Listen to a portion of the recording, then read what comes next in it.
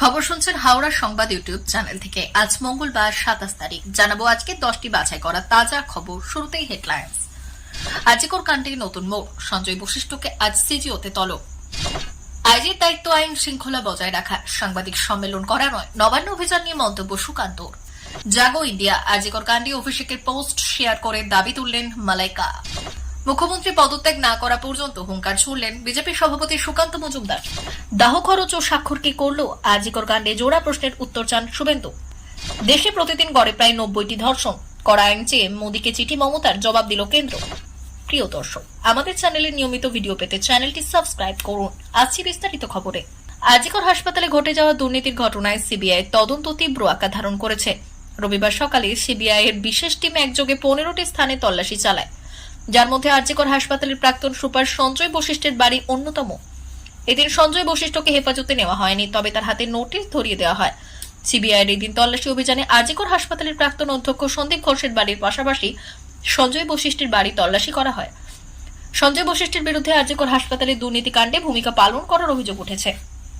এই তদন্তে প্রাক্তন সুপার সঞ্জয় বশিষ্ঠ গুরুত্বপূর্ণ তথ্য প্রদান করতে পারেন কিনা সেই বিষয়টি পর্যালোচনা করা হচ্ছে। সূত্রের খবর, সঞ্জয় বশিষ্ঠ সন্দীপ ঘোষের অত্যন্ত ঘনিষ্ঠ সহযোগী ছিলেন। তার কাছ থেকে আজিকর হাসপাতালের দুর্নীতি নিয়ে গুরুত্বপূর্ণ তথ্য পাওয়া যেতে পারে। এ কারণে তাকে আজ সিজিও কমপ্লেক্সে তলব করা হয়েছে। সিবিআইয়ের উদ্দেশ্যে সঞ্জয় বশিষ্ঠর কাছে থাকা তথ্যের ভিত্তিতে দুর্নীতির জাল খুঁটিয়ে দেখা এবং এর সঙ্গে জড়িত অন্যান্য ব্যক্তিদের শনাক্ত করা। এই ঘটনা প্রকাশ্যে আসার পর থেকে আরজিকর কাণ্ডে তদন্ত নিয়ে নানা প্রশ্ন উঠেছে। সঞ্জয় বশিষ্ঠের তলবের ফলে তদন্তের গতি আরও ত্বরান্বিত হতে পারে বলে মনে করছেন বিশ্লেষকরা। মঙ্গলবার বিজেপির নবান্ন অভিযান, আর এই অভিযান শুরুর আগেই বিজেপির বিরুদ্ধে গভীর ষড়যন্ত্রের অভিযোগ তুলেছে তৃণমূল কংগ্রেস। সম্প্রতি সোশ্যাল মিডিয়ায় একটি ভিডিও প্রকাশ্যে এসেছে, যেখানে দেখা গিয়েছে দুই ব্যক্তির কথোপকথনে উঠে আসে খুনের পরিকল্পনা। আর এই ভিডিও প্রকাশ্যে আসার ঘণ্টাখানেকের মধ্যেই ঘাটাল থেকে দুই বিজেপি নেতাকে গ্রেপ্তার করেছে পুলিশ। নবান্ন অভিযান ঘিরে পুলিশের সাজসজ্জা। ভারত পাকিস্তানের যুদ্ধ হলে যতটা ব্যারিকেড লাগানো হয়, আগামীকালের মিছিলকে আটকাতে নবান্নের সামনে তার থেকে বেশি ব্যারিকেড লাগানো হচ্ছে। সেই সঙ্গে সুকান্ত আরো বললেন, এই আন্দোলনে যাতে ছাত্রছাত্রীরা না আসে তার জন্য ভয়ের বাতাবরণ ছড়ানোর চেষ্টা করছে রাজ্য পুলিশ। এবং বলা হচ্ছে যে কিছু লোক নাকি পুলিশের পোশাক পরে একটি অপ্রীতিকর পরিস্থিতি সৃষ্টি করবে, যার ফলে রাজ্যে আইন শৃঙ্খলার সমস্যা হতে পারে। আইন শৃঙ্খলা ঠিক রাখা পুলিশের কাজ। আইজির কাজ শুধু সাংবাদিক সম্মেলন করা। আইজি উচ্ছৃঙ্খল পুলিশ মমতা বন্দ্যোপাধ্যায়ের জন্য কাজ করছে। মমতা বন্দ্যোপাধ্যায় এবং তার ভাইপো ভয় পেয়েছে, তাই মেঘের আড়ালে থেকে তীর ছোঁড়ার চেষ্টা করছে। নিজেদের সামনে থেকে মোকাবিলা করার সাহস নেই, তাই পুলিশকে সামনে আনছে। আজিকরে তরুণী চিকিৎসকের ধর্ষণ ও খুনের ঘটনায় তোলপাড় গোটা দেশ। সবারই দাবি জাস্টিস চাই। কলকাতা সহ রাজ্যের বিভিন্ন জায়গায় এ নিয়ে রোজই মিছিল বের হচ্ছে। এ নিয়ে প্রতিক্রিয়া দেখিয়েছেন আলিয়া ভাট, আয়ুষ্মান খুরানার মতো একাধিক বলিউডের সেলিব্রিটিও। এবার ন্যায়ের দাবিতে সরব হলেন অভিনেত্রী মালাইকা আরোরা। এক্ষেত্রে গুরুত্বপূর্ণ বিষয় হল অভিষেক বন্দ্যোপাধ্যায়ের পোস্ট শেয়ার করে ধর্ষণের ক্ষেত্রে কড়া শাস্তির দাবি করেছেন মালাইকা আরোরা। আজিকরের মতো স্পর্শকাতর ইস্যুতে ঘটনার পরই মমতা বন্দ্যোপাধ্যায় ঘোষণা করেন, কয়েকদিন দেখবেন, তারপরেই কেউ চাইলে তদন্তভার সিবিআইকে দেওয়া হবে। ততক্ষণে অবশ্য সিভিক ভলেন্টিয়ার সঞ্জয় রায়কে গ্রেপ্তার করে ফেলেছে পুলিশ। তারপরেও আদালত আজিকর কাণ্ডে সিবিআই তদন্তের আদেশ দিয়েছে। আজিকর হাসপাতালে তরুণী চিকিৎসককে ধর্ষণ ও খুনের ঘটনার পর প্রায় 18 দিন অতিবাহিত হলেও ন্যায় বিচারের দাবিতে পশ্চিমবঙ্গে আন্দোলন অব্যাহত রয়েছে। সুপ্রিম কোর্টের নির্দেশ সত্ত্বেও রাজ্যের জুনিয়র চিকিৎসকরা কর্মবিরতি অব্যাহত রেখেছে। সেই পরিস্থিতিতে রাজ্য বিজেপি জনরোষকে কাজে লাগিয়ে রাজনৈতিক সুবিধা নিতে চাইছে বলে অভিযোগ উঠেছে। বিজেপির রাজ্য সম্পাদক সুকান্ত মজুমদার আজিকর ঘটনার প্রতিবাদে একাধিক রাজনৈতিক কর্মসূচি ঘোষণা করেছেন। সুকান্ত মজুমদার জানালেন, আজিকর কাণ্ডের প্রতিবাদে আগামী 4 সেপ্টেম্বর রাজ্য জুড়ে চাক্কা জ্যাম কর্মসূচি পালন করবে বিজেপি। একই সঙ্গে ধর্মতলায় ধর্নারও ডাক দিয়েছে সুকান্ত। তার কথায় মুখ্যমন্ত্রী পদত্যাগ না করা পর্যন্ত ধর্মতলায় ধর্না চলবে। সুকান্ত জানান, 28 অগস্ট মহিলা কমিশনের অফিসে দুপুরে তালা লাগানো হবে। বিজেপির মহিলা নেতৃত্ব, কর্মী, সমর্থকরা এই কর্মসূচিতে মূলত অংশ নেবেন। ওই দিনই ধর্মতলায় ধর্নায় বসবে বিজেপি। সুকান্ত মজুমদারের দাবি, মুখ্যমন্ত্রী মমতা বন্দ্যোপাধ্যায় যতদিন না পদত্যাগ করবেন ধর্না চালিয়ে যাবে বিজেপি। রাজ্য সভাপতি সুকান্ত মজুমদার জানান, বেলা 11টা থেকে 12টা পর্যন্ত 1 ঘন্টা চাক্কা জ্যাম কর্মসূচি পালন করবে বিজেপি। এই 1 ঘন্টায় রাজ্যে একটি গাড়িও চলতে দেওয়া হবে না। আজিকর ইস্যুতে শুভেন্দু অধিকারী বিস্ফোরক অভিযোগ সামনে এনে জোড়া প্রশ্নের উত্তর চান বিরোধী দলনেতা শুভেন্দু অধিকারী। আজিকর কাণ্ডে মুখ্যমন্ত্রী মমতা বন্দ্যোপাধ্যায় নেতৃত্বাধীন সরকার তার দলের নেতা থেকে শুরু করে পুলিশকে নিশানা করে একের পর এক চাঞ্চল্যের অভিযোগে সরব হয়েছেন।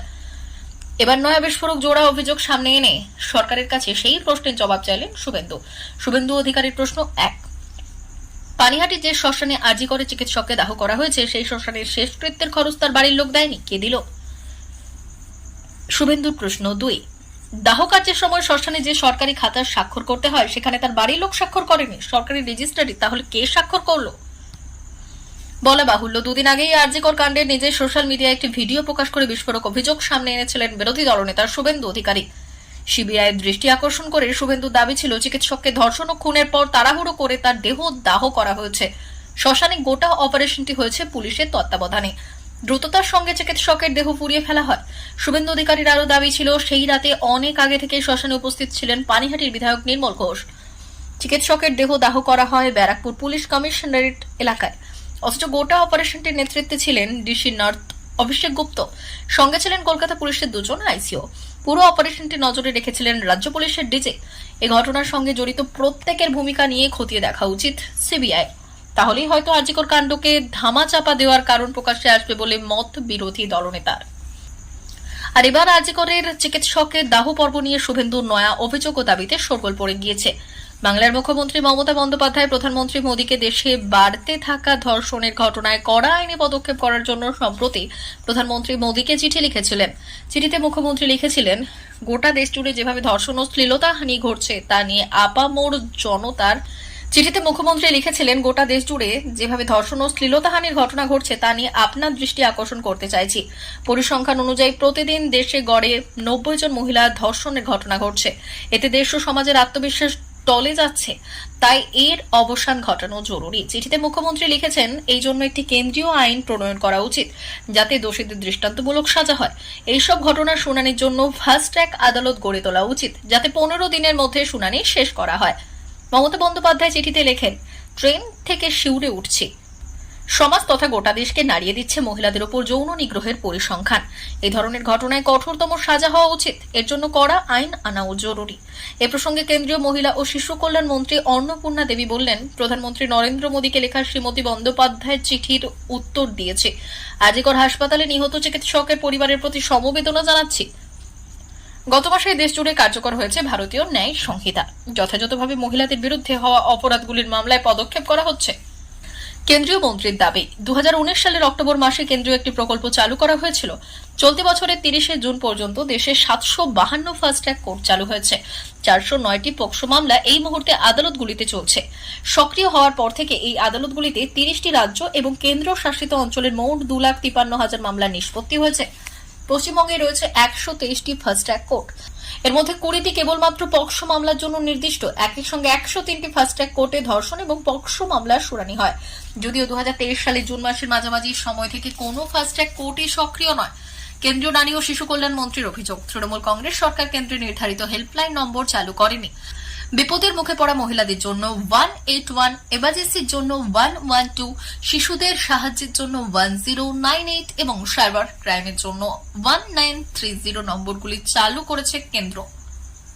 তবে বাংলার মানুষ এই নম্বরগুলি ব্যবহার করতে পারেন না। একাধিকবার মনে করানোর সত্ত্বেও রাজ্য সরকার তা চালু করেনি। তিনি বলেন, আশা করি সমস্ত রকমের পক্ষপাতিত্ব দূরে সরিয়ে রেখে বাংলা সরকার মহিলাদের বিরুদ্ধে হওয়া অপরাধে দ্রুত পদক্ষেপ করবে এবং সর্বোপরি লিঙ্গ নির্বিশেষে সুস্থ এবং সুরক্ষিত পরিবেশ তৈরি করবে। প্রিয় দর্শক, আমাদের চ্যানেলের ভিডিওগুলি ভালো লাগলে চ্যানেলটি সাবস্ক্রাইব করুন। ধন্যবাদ।